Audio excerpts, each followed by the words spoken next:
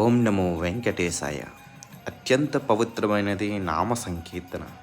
ఎవరైతే వారి పిల్లలకి ఆనందమైనటి సంకీర్తన నేర్పిస్తూ ఉంటారో వారు నిజానికి ఒక గొప్ప భక్తులుగా మారగలరు.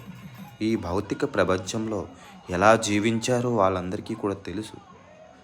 ఈనాటి తరం మనమందరం ఏ యుగంలో ఉన్నాము అంటే ఇది కలియుగం. అనేకమైనటి ఇబ్బందులతో, అనేకమైనటి దృఢ ఆలోచనలతో ఉండే ఈ యొక్క యుగంలో ఈ ఒక బాలభక్తుడు చూడండి ఎంతో ఆనందంతో హరినామస్మరణ చేస్తున్నాడు. ఎంత అదృష్టం ఉండాలండి ఇలా కీర్తన చేస్తున్నారంటే వారి తల్లిదండ్రులు చేసుకున్నట్టు పుణ్యం మరియు తన చేసుకున్నట్టు పుణ్యం. ఒకరు భగవంతుడి సేవలో నిలబడి కీర్తన చేస్తున్నారంటే కొన్ని వేల కోట్ల పుణ్యం ఉంటేనే భగవంతుడికి స్మరణ చేసే అనుగ్రహం దొరుకుతుంది ఈ యుగంలో. నిరంతరము భక్తి మార్గం ఉన్నవాడే రక్షించబడుతున్నాడు. సకల శాస్త్రాలు చెప్తున్నాయి ఏంటి? హరేర్నామ హరేర్నామ హరేర్నామైవ కేవలం కలవు హరికీర్తన. భగవంతుడికి కీర్తన చేస్తే దాంట్లో వచ్చే ఆనందం దేనితోటి కూడా మనం తీసుకోవాల్సిన అవసరం లేదు.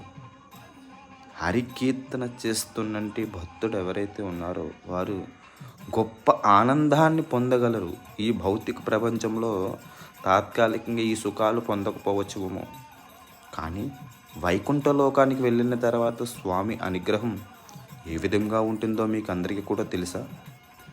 భగవంతుడు ప్రేమండి ఎంత కరుణ చూపిస్తారంటే ఆయన తన భక్తులకి కష్టం వస్తుందంటే ఏదో రకంగా అవతరిస్తూ ఉంటారండి స్వామి.